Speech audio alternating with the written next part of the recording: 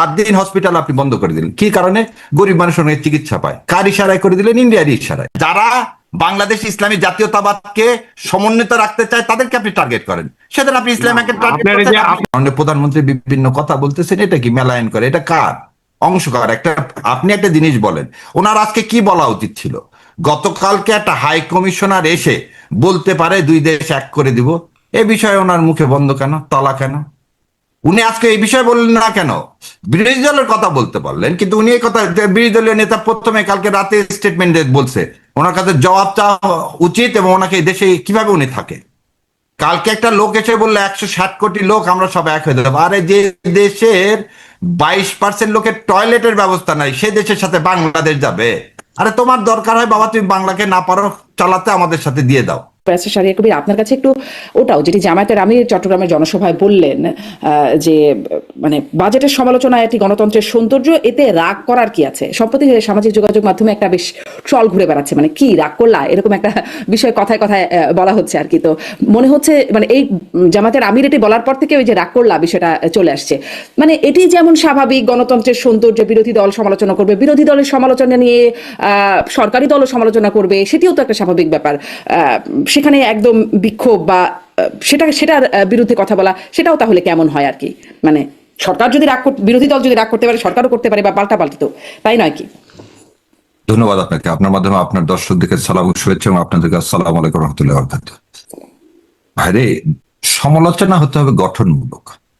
এখন ধরে নেন যেখানে সরিষা হয় না, আমি বলে দিলাম সেখানে সরিষা হয়, তাহলে হবেটা কি? আমি বলে দিলাম, ধরে নেন যে আবু আলম খান ভাইয়ের এলাকায় আলু ভালো হয়, আমি বলে দিলাম না আলু হয় না, ওখানে সয়াবিন হয়। ভাইরা দেখা গেল বাংলাদেশে কোথাও সয়াবিন হয়। এটা যখন রাষ্ট্র, ধরে নেন আমি শাহরিয়ার কবির কি বললাম তাতে কিছু যায় আসে, তা আবু আলম ভাই যখন কিছু বলবে সেটা যায় আসে, কারণ উনি রাষ্ট্রের সচিব মর্যাদায় বিভিন্ন একটা লং সময় ছিলেন। আর মাননীয় প্রধানমন্ত্রী যখন বলবেন সেটা কিন্তু মানে ওয়েট না, তার কথাটাই বাংলাদেশের মানুষ কি করবে, বিশ্বাস করবে, এবং তার উপর ভিত্তি করে দেশ চলবে। ধরে নেন এই বাজেটের কথা বলি, বাজেট দিলেন 9,38,00,000 কোটি টাকা, if I am not wrong. বাংলাদেশে এ পর্যন্ত রাজস্ব আহরণ হয়েছে 3,03,00,000 কোটি টাকা।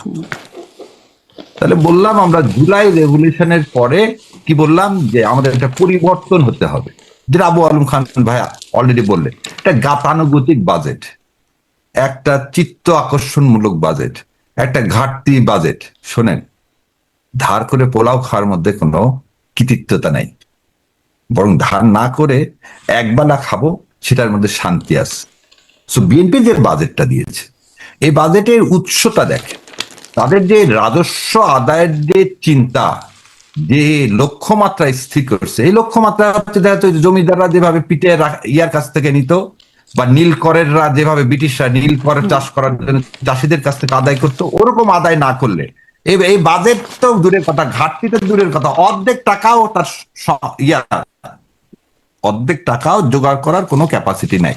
সেকেন্ডলি, আইএমএফ যেখানে বলতেছে যে আমরা কোনো বাজেটকে সমর্থন করব না যে বাজেটে ভর্তুকির ব্যবস্থা রাখা হয়েছে, এই বাজেটে দেখেন একটা বিশাল অঙ্কের টাকা ভর্তুকির জন্য রাখা হয়েছে। আপনি স্বাভাবিকভাবে আপনার নাই, আপনি দেখেন তো এন্ট্রিম গভর্নমেন্ট কিরকম বাজেট দিন, কোনোভাবে যেন চলে, এবং ব্যয় সংকোচন নীতি। আজকে মাননীয় প্রধানমন্ত্রী বললেন বড় বড় কোনো প্রজেক্ট নেওয়া হবে না, উনি 20,000 কোটি টাকা দিয়ে দিলেন কি বন্ধ শিল্প কারখানা চালু করার।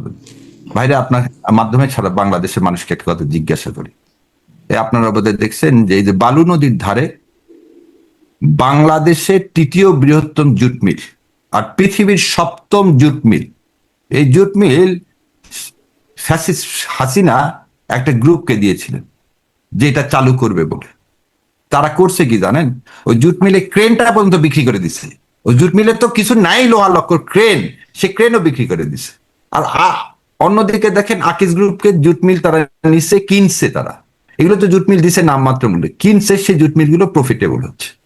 সো আপনি 20,000 কোটি টাকা দিয়ে বাংলাদেশে এর আগেও করা হয়েছে, 2006 সালেও করছে, ওটার নাম ছিল বাংলাদেশ ব্যাংকের আইএমএফ ফান্ড। সে ফান্ডের মাধ্যমে আপনি কি করছেন, মৎস্য খাতকে উজ্জীবিত করার নামে লুটপাট করে খাইছেন, একটা টাকা আজ পর্যন্ত ফেরত আসছেনি, 12,000 কোটি টাকা। সো এই বাজেটটাকেও আমি দেখতেছি একটা লুটপাটের বাজেট। এখন উনি এই এই যে আমি এটাও কি একটা, আপনি যে গতানুগতিক বাজেটের কথা বলছেন, এটাও কি একটা গতানুগতিক সমালোচনা? মানে আমরা এর আগের যে বাজেটগুলো হতো, মানে সেটি আগের সরকার বলি বা তারও আগের সরকার বলি, এই বিরোধী দলের পক্ষ থেকে লুটপাটের বাজেট শব্দটা খুব কমন শুনতাম। এবারের কারণে আপনি তো গতানুগতিকতে বের হয়ে আসেননি, তার মানে আপনি লুটপাট করার জন্য বাজেট করছেন। আর প্রশ্ন হচ্ছে উনি এটাকে যে বললেন কি যে মদের দাম বাড়াইছি, সিগারেটের দাম বাড়াইছি বলে বিরোধী দল সমালোচনা করছে, বিরোধী দল সমালোচনা, কারণ মানে উনি বোঝেনি। স্ক্রিপ্ট রাইটারের যে কথাটা বললেন না, আমার পাশে যেগুলো আছে তাদের যদি মাথার মধ্যে আল্লাহ যদি ওই জ্ঞানটুকু না দেয় যে বিরোধী দল কি বলতেছে, যে মানুষের উপর করের বোঝা চাপায় না, তুমি রাজস্ব আহরণ করবা, আর তার রাজস্ব আহরণ করবা কি এই 3,000 কোটি টাকা থেকে বাকি 5,000 কোটি টাকা, বা হলে তো তাও একটা স্বাভাবিক ছিল, 5 লক্ষ কোটি টাকা তুমি কোথায় থেকে আদায় করবা, কোন খাত থেকে? তুমি সে খাত বলতেই পারতেছো না, তুমি সে খাত বিরোধী পক্ষ থেকে যে ছায়া বাজেট দেওয়া হয়েছে সেটিও তো 8,39,000 কোটি টাকা, মানে অনেক যে কম দেওয়া হয়েছে, বা সেটি যে ঋণ ছাড়া এই বাজেটও বাস্তবায়ন করা যাবে তেমনটাও তো না। এখানে আবার কথা আছে, বিরোধী বাজেটের মূল দেখেন 40% টাকায় কি বিদেশি ঋণ পরিশোধের জন্য দেওয়া হয়েছে, ওখানে ভর্তুকির ব্যবস্থা রাখা হয়নি, ওখানে জাকাত থেকে কত টাকা আসবে সে আহরণের ব্যবস্থা, প্রতিটা each and every single item টাকাটা কোথায় থেকে আসবে ওখানকার দেখেন যে ভাই যেটা আবু আলম ভাই বলেন গ্যাপটা কত। আপনি বিরোধী দলের, এবং এটা হচ্ছে সবচেয়ে বড় সত্য কথা, বিরোধী দল বা আপনি যে খালেদা মানে দেশনেত্রী খালেদা জিয়া এর আগে ছায়া বাজেট দিচ্ছেন, ছায়া বাজেট কখনো আসেনি, পুরা বাজেট আসেনি। ওই যে এনসিপি যেমন করে দিচ্ছেন স্ন্যাপশট, এইভাবে বিএনপি দিচ্ছেন, পুরো একটা বাজেট কখনো দেয়নি। এবং এই বাজেটটা দেখা যাবে যে সরকার আমলে নিবে না, তার মেজরিটি আছে, সে পাশ করে ফেলবে।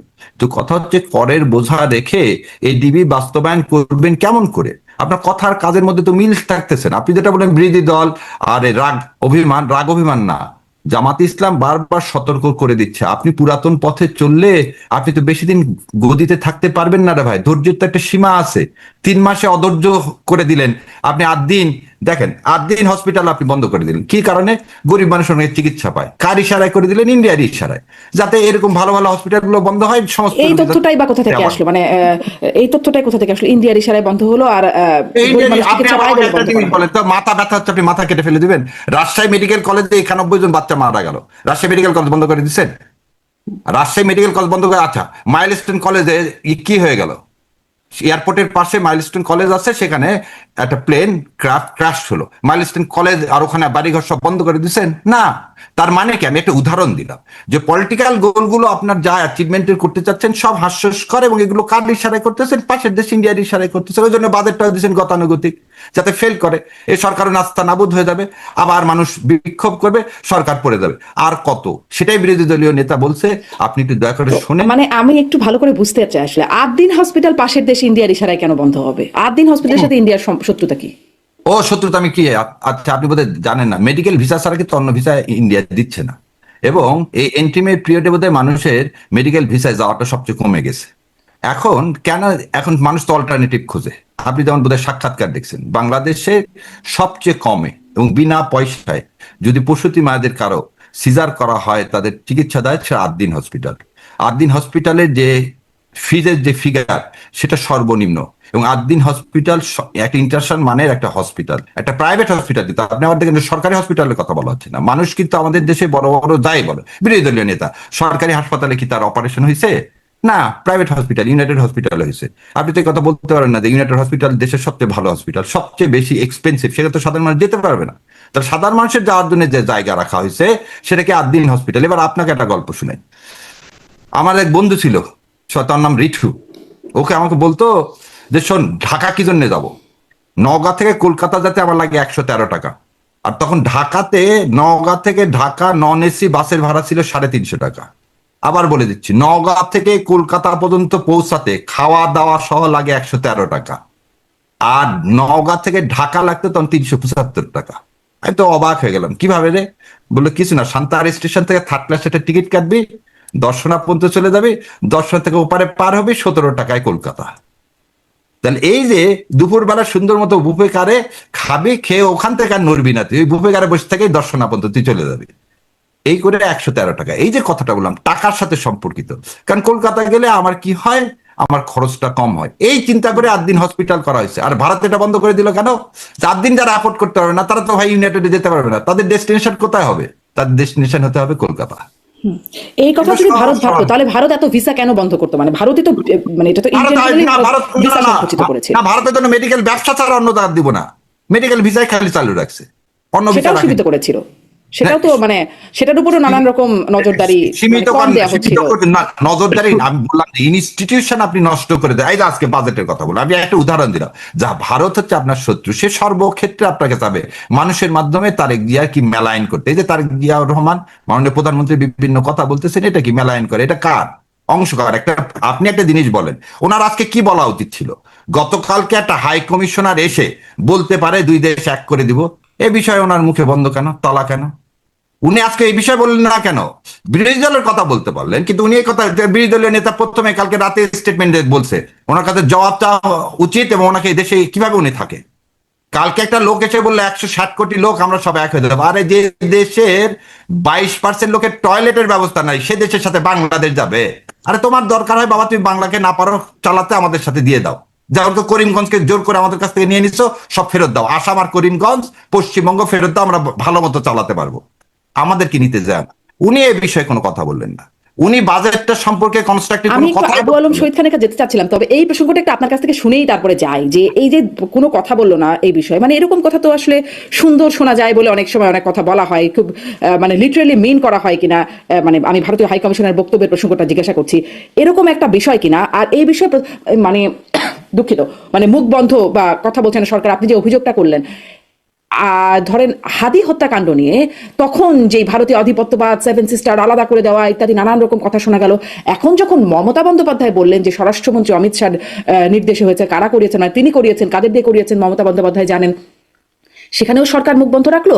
এবং বিরোধী দল বা যদি বলি জামাত, শিবির, তারাও তো কোনো আনুষ্ঠানিক বিবৃতি, প্রতিবাদ, শক্ত আন্দোলন, রাস্তায় কিছু করলো না। যেখানে হাদি হত্যাকাণ্ডের পরে একদম প্রথম আলো, ডেইলি স্টার, উদীচী ঘোষণা দিয়ে জামাত শিবিরের পক্ষ থেকে, মানে শিবিরের পক্ষ থেকে, জামাতের বলবো না, শিবিরের পক্ষ থেকে একটা শিবির নেতাদের পক্ষ থেকে, আনুষ্ঠানিক শিবিরেরও না সেটি, ঘোষণা দিয়ে মানে হামলা টামলা করা হলো যে এটি ভারতীয় আধিপত্যবাদ। এখন যখন ভারতের